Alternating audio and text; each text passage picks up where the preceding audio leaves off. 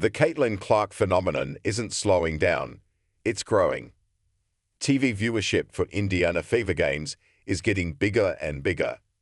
When Caitlin Clark received word that she wouldn't be on the United States women's national team for the Paris Olympics, she texted her Indiana Fever coach, Christie Sides. "They woke a monster," Clark wrote, according to Sides. In doing so, they also gave that monster some seemingly well-needed rest, a 1-month break of recharging and refocusing that has a chance to change the dynamics of the rest of the WNBA season.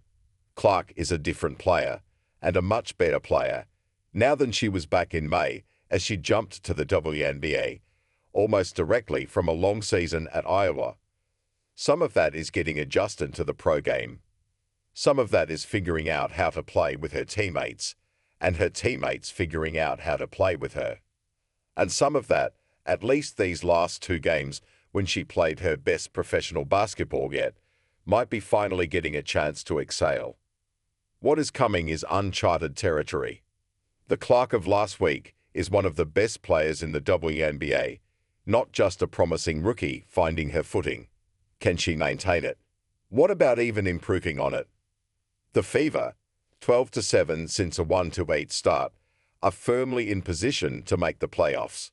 They play Saturday in a huge game against potential playoff opponent Minnesota, coached by Cheryl Reeve, who also led the U.S. women in the Olympics.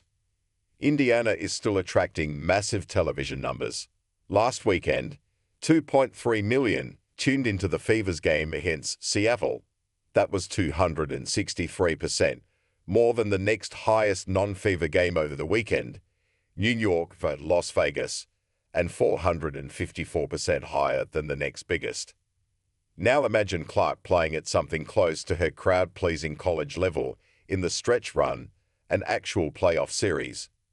The WNBA has historically struggled for attention once the NFL season begins. Maybe not in this case, though. Logo threes and no-look passes tend to turn heads. The Clark phenomenon isn't slowing down, it's growing. Every so often a singular talent comes along and, for various reasons, connects with the public and lifts an entire sport. Tiger Woods, Lance Armstrong, even a Conor McGregor. They have to continue to be successful and exciting, though, for it to last, let alone snowball. That's the direction Clark is pointed in. That's the monster. In her 11 WNBA games before reports broke that she would be left off the Olympic roster, Clark averaged 15.6 points and 6.4 assists, while shooting 35.7% from the floor and 29.7% from three-point range. In the 15 games between the announcement and the break, she upped all of that to 18.2 points and 9.5 assists, while shooting 43.9% overall and 35.7% from behind the arc. In 2 games since the WNBA's return, it's 26.0 points, 9.5 assists with 48.6% shooting.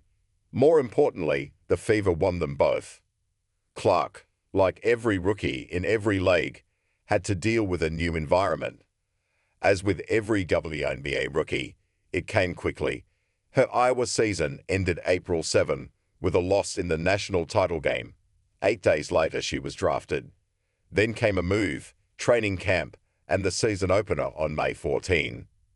More than that, she was instantly both the strategic and emotional defensive focus of every opponent.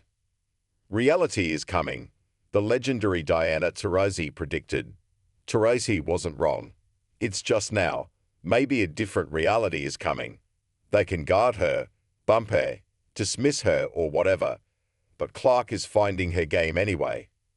If Clark wasn't, at least in the opinion of the USA Basketball Selection Committee, worthy of one of the coveted 12 roster spots before, she seemingly was by the time the torch got lit in France. If we had to do it all over again, the way that she's playing, she would be in really high consideration of making the team because she is playing head and shoulders above a lot of people, South Carolina coach Dawn Staley, a member of that committee, said on July 30. Whatever. She wasn't picked. The Americans won gold anyway. And now Caitlin Clark looks even better, rested and ready for a monster of a finish.